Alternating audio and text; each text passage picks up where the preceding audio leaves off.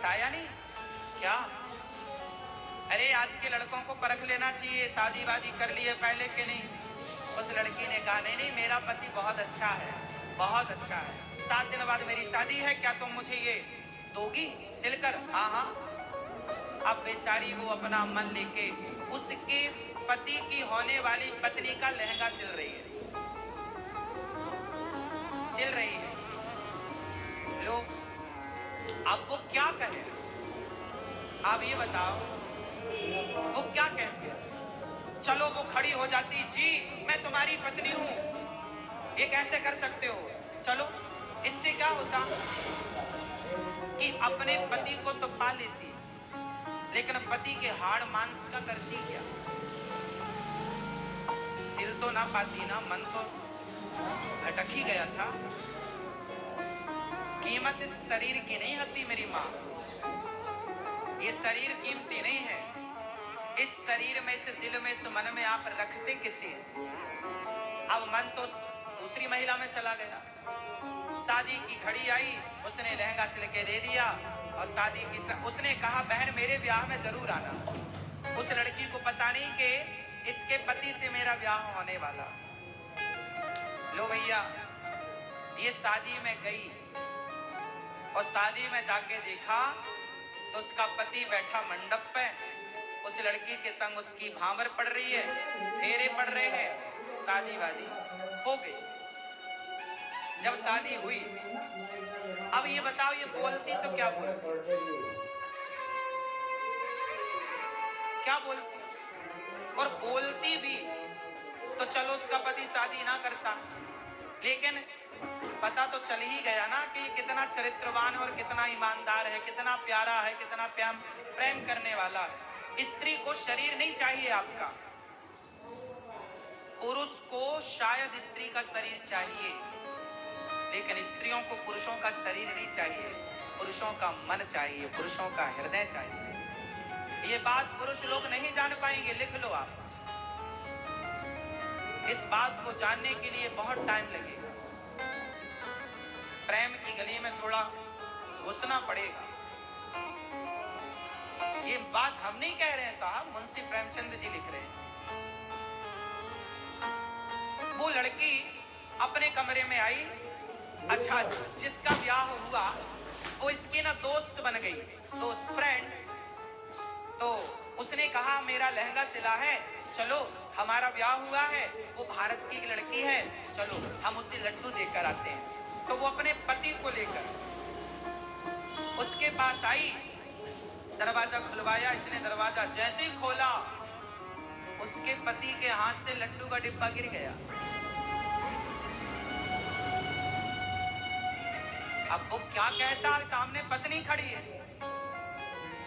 उसने तो चोरी की ना, उसने तो विश्वासघात किया। अब वो क्या कहती, क्या कहता? वो लड्डू वड्डू सब गिर गए। उसकी पत्नी ने, दूसरी पत्नी ने पूछा डिब्बा कैसे गिर गया? तो इसने मुस्कुराते हुए कहा बहन नई नई शादी है ना, ऐसा झटका लगता रहेगा। आओ, अंदर बिठाया, चाय पिलाई। उसने नहीं बताया कि ये मेरे पति।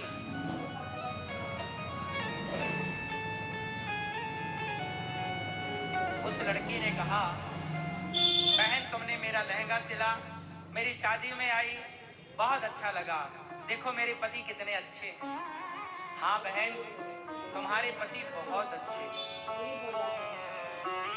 भगवान करे कि तुम्हारे पति अच्छे ही रहे, क्योंकि कुछ लोग समाज में ऐसे हैं जो प्यार का इजहार किसी से करते हैं, साथ जीने और मरने की कसमें खाते हैं, पर साल 2 साल में ही अपने रंग बदल देते हैं। बहन भगवान करे तुम्हारे पति ऐसे ना हो। अब वो सुन रहा है, वो तो जान रहा कि मैंने से सारी जिंदगी साथ जीने मरने की कसमें खाई, पर वो पानी पानी था, कहे तो कहे क्या। वो लड्डू वड्डू बांट के घर चला गया। ये अपना, इसने देख लिया कि मेरा पति कहाँ है। इसने दरवाजा बंद किया, किराए का घर था, किराया दिया, जिसका था दिया, और अपने किराएदार मालकिन को एक डिब्बी देती है, बहन वो मेरी सहेली आएगी कल, तो ये डिब्बी उसे देना और ये पत्र देना, और ये वापस भारत की ओर रवाना हो। क्या करें? प्रेम क्या है? ये प्रेम इसका था कि इसने अपने पति से इतना प्यार किया कि उसकी खुशी में, यदि तुम मेरे बिना खुश हो ना तो खुश रहो। ये प्यार है। प्यार त्याग मांगता है, त्याग। ये वापस, अच्छा उसका पति ना, उसे नींद ना आई, उसको लगा मेरी पत्नी कितनी अच्छी है कि मेरा पता लगाते वो भारत से लंदन आ गई, और देखो उसने मेरे बिना किसी और से आंखें ना मिलाई, और मैंने उसके बिना साल 2 साल में किसी और लड़की से प्यार करके शादी कर ली। उस आदमी ने सोचा कि ये जो लड़की है, ये जो मुझे लंदन में मिली है, क्या ये मेरे लिए इतना त्याग कर सकती है जितना मेरी भारत की उस पत्नी ने प्यार किया, त्याग किया। वापस आया कि चलो सॉरी बोलूंगा, माथा चरणों में रखूंगा, माफी मांगूंगा। वो दौड़ा दौड़ा रात को आया, पत्नी से बोला मैं आ रहा हूं, दौड़ा दौड़ा आया, पर वहां तो अब वो थी ही नहीं। मालिक ने कहा कि भैया ये कागज दिया है और ये कुछ डिब्बा है। उसने खोला तो शादी का जोड़ा जो उसने अपनी शादी में पहना था, अपनी शादी में जो उसने लाल शादी साड़ी वाड़ी पहनी होगी, वो सब जोड़ा रखा, सिंदूर की डिब्बी दी, और उसने लिखा अपनी सहेली को, मतलब उसकी पत्नी को, कि बहन तुम्हारी जोड़ी अमर रहे, और अब मेरी इच्छा है कि तुम्हारे ही शुभ हाथों से, तुम सुहागन हो, तुम पतिव्रता हो, तुम्हारे शुभ हाथों से ये सिंदूर, तुम ये शादी का जोड़ा एक नदी में, जलाशय में विसर्जित कर दे।